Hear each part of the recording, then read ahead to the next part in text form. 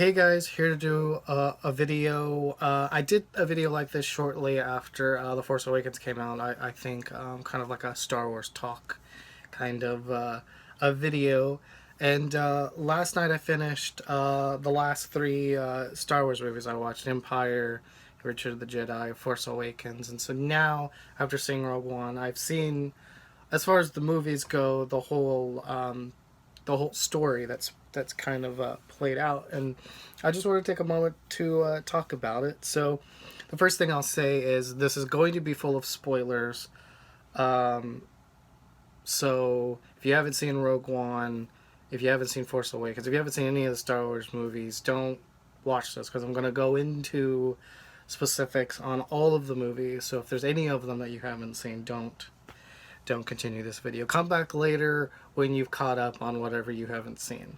Um, and that includes the TV shows as well.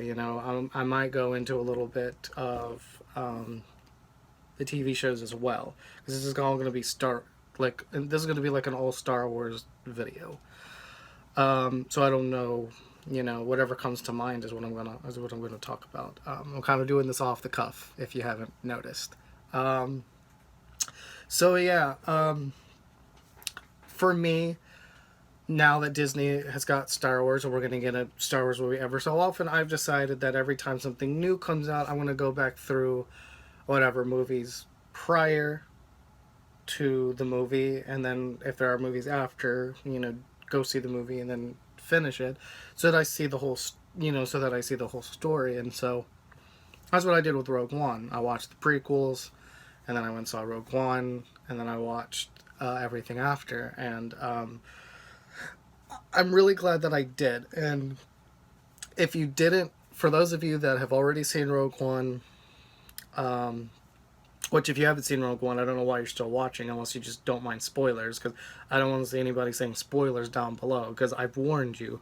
But for those of you that maybe went and saw Rogue One without watching the prequels beforehand, I actually kind of recommend doing it because it really enriched my viewing of it.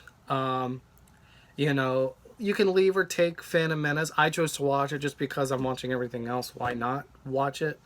But really, I would say watch Attack of the Clones, watch Revenge of the Sith, go into Rogue One.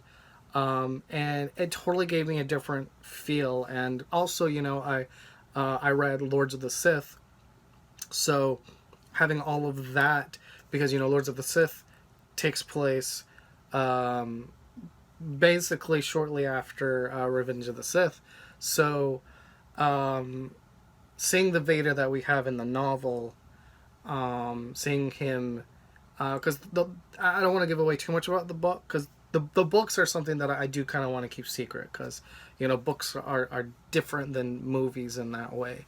I mean, it's still spoilers. I mean, but the book basically shows you the relationship between Vader and the Emperor, and kind of like how abusive it is, and that's kind of the vague way of describing the book. And you also see Cham Syndulla, and and the rebels, and the book more focuses on Cham Syndulla and his viewpoint of what's going on in the book. But I'd probably say it's probably 60-40. 60% of the book is Cham's story, but that 40% you get with Vader and Sidious is remarkable. It gives you a completely different eye of the Vader in between, Revenge of the Sith and A New Hope, because a lot of time was passed on. There's 19 years in between Revenge of the Sith and A New Hope, and so a lot happens, and it's really cool to see that. But Rogue One was really cool. And I can without a doubt tell you, and agree with other reviewers or other people that say this, that I will never watch A New Hope the same way after watching Rogue One. If once Rogue One comes out on Blu-ray and I choose to watch it, I will never be able to watch Rogue One and not watch A New Hope shortly after. Now I can watch A New Hope without watching Rogue One, but I can't do that because it's so tightly knit together. They do it beautifully. Um, you know, there are how do I want to say this? I'm getting ahead of myself. There's so much I want to talk about. I know there's a lot of things in the Star Wars universe that a lot of people have problems with, especially concerning the prequels and a lot of the things that George Lucas did with that. Something I want to say is that I don't have as big of a problem with the prequels as everyone else. Am I saying the movies don't have their shortfalls? Yes, they do. I'm not blind to the things that are wrong with it. I've always said Attack of the Clones is my least favorite prequel, because of that because of the way the love story was handled in the movie. It's not the love story I have a problem with. I think, you have to have a Vader or an Anakin Skywalker love story in the prequels because we get Luke and Leia. So, it's important to set that up. However, the way that it was portrayed in the film wasn't really all that great. It was very cheeseball soap opera y done, and which everybody's kind of said. George Lucas has always said that Star Wars is a space soap opera, so I don't know, maybe it's actually pretty kind of fitting, I don't know, but I didn't like it. I didn't like the way the love story was handled. I thought it could have been done better, but I really enjoy Revenge of the Sith, and I think Phantom Menace has its good qualities. I don't think Phantom Menace is totally bad. I'm actually someone that really enjoys the pod race. I love the Darth Maul fight at the end of Phantom Menace. I mean, without Phantom Menace, you don't get Liam Neeson as Qui-Gon.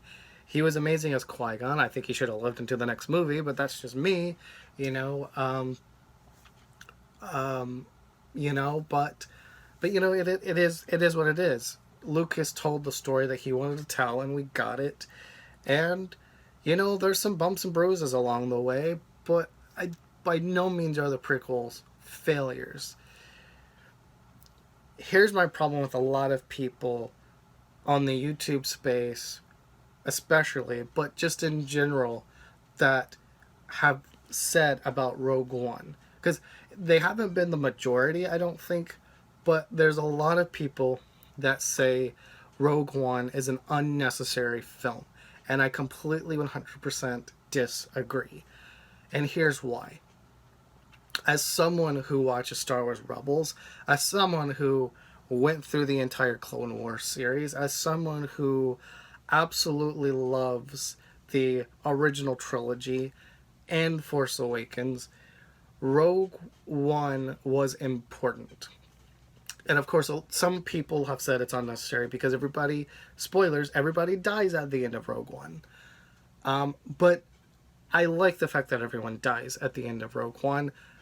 If anyone made it out, it would leave more questions needing to be answered than what we got. And from a production point of view, the fact that everybody dies shows that Disney is willing to go dark with Star Wars. And that's really cool to know that they're willing to go there, because that leaves the room open for a Darth Maul movie, a Darth Vader movie, any dark character in Star Wars that you can think of. It leaves room for it to happen. Not that it will happen or anything like that, but the door is opened. Because look, that last Vader scene in the movie where he is mowing down rebels, that whole scene was shot like a horror film. It was brutal and scary, and we saw Vader in a way that only those of us that have read Lords of the Sith or any of the other novels really know him to be. This is the first time the general audience is seeing the badass Vader that we know he is. Prior to this, you only hear about it, but you never really see it. So this excites me. Rogue One is a necessary movie, and it's like a lot of people have said, and I don't want to name names, but, if you guys watch other videos, other YouTube, movie-related YouTubers that I like to watch and stuff, but, a lot of people have said that, and I agree with this, is that, prior to the events of this movie, the alliance was kind of all over the place. You know, it wasn't as tight knit and together as everybody thinks it was. And this was the event that kind of brought everybody together, and you see that in this. Um, and I think that's a very important position to stay in. And even in Rebels, we see that even at the point of that, and Rebels is dangerously close to the timeline of Rogue One. So I'm really interested to see what the next half of season 3 Rebels and season 4 is going to look like, because we're pretty damn close. But but it's important to see that prior to this moment, the alliance was scattered. They kind of, I mean, they were all part of one thing, but at the same time, they were all kind of doing their own thing. They were all separate and not unified at all. And this movie, I, the events, this brought everybody together. Um, I can understand why a lot of people didn't like the way Jyn Erso was portrayed. I can understand why some people maybe didn't like Cassian the way he was portrayed. I can understand why some people thought after a while K2SO just got kind of repetitive. But I disagree. I love those characters. I love the way they were portrayed. It was relaxed, and they did their own thing with the characters, and I like that because they knew that they didn't have another movie to have to build up, and so they were able to just do what was best for the characters. And I just started reading the audiobook for Catalyst. I'm only one chapter in, so I haven't gotten very far, but I can already tell you after reading the first chapter, um, I'm not going to be able to go see Rogue One again until after the holidays, until after Christmas. So I am trying with all my might to finish Catalyst before I do go see Rogue One again, so that I can go to the movie a second time with knowledge that a lot of people had um, going into it the first time. And I can tell you, as again, I'm also reading Tarkin, which I haven't finished yet. Um, I'm a horrible reader unless a book really grabs me. It takes a lot for me to want to sit down and read. So it's not that it's a bad book. I've gotten far enough into the book where I'm like, okay, some really cool stuff has happened. I thought the first 2.5 chapters were a little slow, but it was setting everything up. And once I got past that, I was like, all right, it's good. It's really good actually. Um, there's just a lot to set. You don't realize how much there is to set up until you're reading it, and it's pretty crazy. Um, but I've heard other people that have read Tarkin say that Tarkin even sets up the relationship that Tarkin and Vader have in it, and that we see that dynamic between Tarkin and Vader in Rogue One. And Rogue One is, I'm trying to think of the perfect way to say this, or maybe not the perfect way, but a good way to say this, because I feel like Rogue One is a movie for people that have digested Star Wars in other mediums. Um, Rogue One, I mean, it's kind of inside baseball, but I don't really like thinking of the movie as that, because I don't think it is, but it is.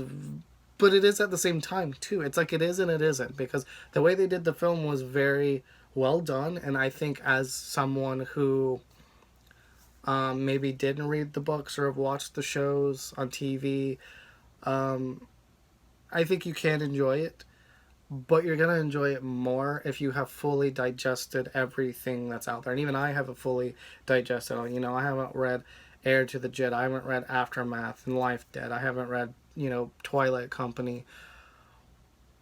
But I've read enough and taken part in enough that this movie just, I can't express to you enough what they were able to accomplish with this movie. It's not just how they were able to tie it in so beautifully close to A New Hope.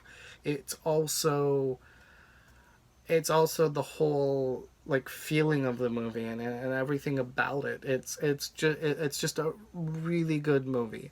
Um, last night, Force Awakens got over. I think it was like 4 o'clock in the morning. I went to bed. I mean, I stayed up all night watching, Empire Strikes Back and Return of the Jedi and Force Awakens, and this is just my takeaway of it. So take it with a grain of salt and until you hear other people maybe say this as well, engage for yourself. But for me, Rogue One even makes what happens in Empire Strikes Back and Return of the Jedi and Force Awakens mean more, because we see Yavin Base and we see why and how they do the things that they do, and it gives you a better understanding of the dire situation that the Alliance or Resistance is in, and you need that. We never saw that side of things. It's